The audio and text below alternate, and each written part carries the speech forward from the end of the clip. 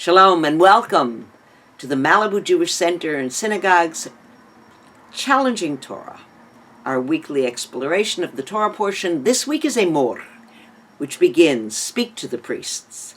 And it is about the priest, his own purity and impurity. This is often seen as a code for priests. And as we look at it, we realize it's about all of us and our ever-transitioning place between pure and impure, blemished and perfect. Life is endlessly going through a cycle. And so the beginning, the priests are told, and the Lord said to Moses, "Speak to the priests, the sons of Aaron, and say to them, there shall be none defiled for the dead among his people, but for his kin, who is near to him, his father, his mother, his brother, his unwed sister, in other words, his family." It is inevitable that the priest will be, quote, defiled in a state of touching the dead, because all of us have family. They are the sons, literally, of Aaron. So we have the conundrum from the beginning. That which is pure will become impure, and that which is impure needs to be healed and to become pure. And as we look at these texts, we can't help but say, a lot of these texts really are outdated. What do we do with them?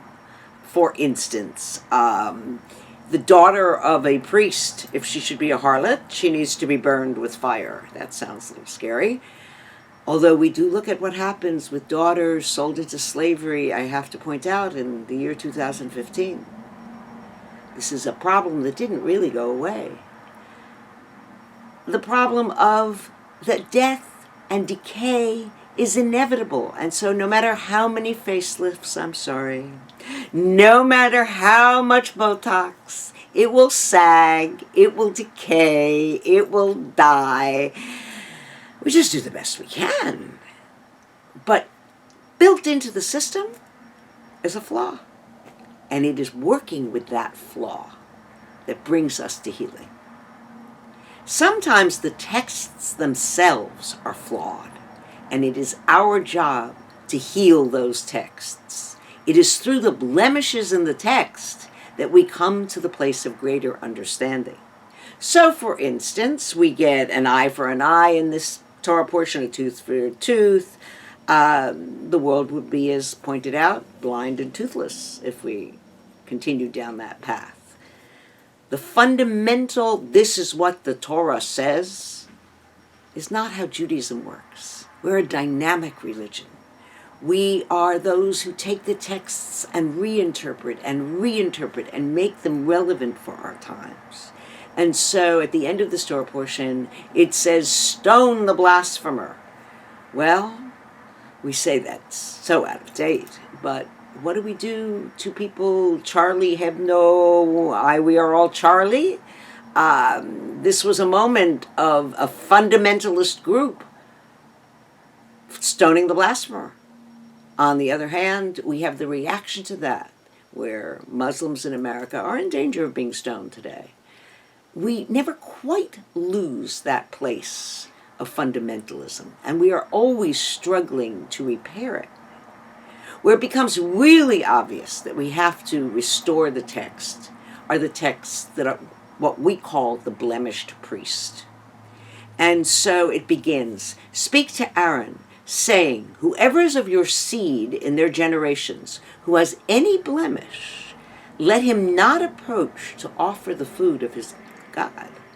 A man who is broken-footed, or broken-handed, or crook-backed, or a dwarf who has a blemish in his eye, or scabs on his face, or his stones broken, no man of the seed of Aaron who has a blemish shall come near to offer the offerings to the Lord by fire. He has a blemish, he shall not come near to offer the food of his God." Wow. What do we do with a text like that? When I read this, we go, this is disgusting. And we look at our need to restore these texts. Now, the blemished priest, when you think about it, we have blemished priests. The Catholic Church actually kept the title priest, and we have spent the 20th century uncovering blemishes. If you are a predator, if you are sexually inappropriate with those who trust you, this is a blemish. And we begin to see that blemishes are inside as well as outside. And we do need to guard against the blemishes that will harm people who trust those in power. But at the same time, I have to acknowledge my teacher, Jonathan Omerman, who spent 60 years preaching in a wheelchair. He was the epitome of the blemished priest. He still lives and teaches in the Bay Area. And Rabbi Jonathan Omerman used to say, we're all blemished. These are the blemishes we don't see. Most of us are special needs. We all have special needs. How do we heal those things? How do we come to a place where we can cleanse, where we can improve? And in this portion, the answer is given. Time and water heal.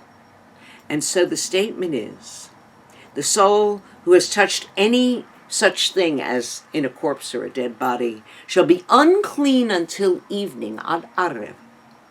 And then he shall not eat of holy things until he shall wash his flesh with water. Water cleanses. That's why we go into the ocean. That's why we go into a mikvah. Water changes state. And you are only impure in this system until a certain time. Ad arev, until the evening. And the Torah portion really ends with a repetition of all of the sacred times of Judaism. Because it is time that cleanses and heals. And within that time, there are certain et ratzon, special times. We all know Rosh Hashanah, Yom Kippur is a time where we look at our blemishes. Right now, we are in the period of counting the Omer. As we count the days between the end of the second night of Passover and the beginning of Shavuot. We count 7 weeks, and those of us who follow it count the 7 days within those 7 weeks. And what is the prayer? The prayer says, please God, remove any blemish that I may have caused in the sphera of chesed, loving kindness, or judgment. As we go through, we look at our own inner blemishes.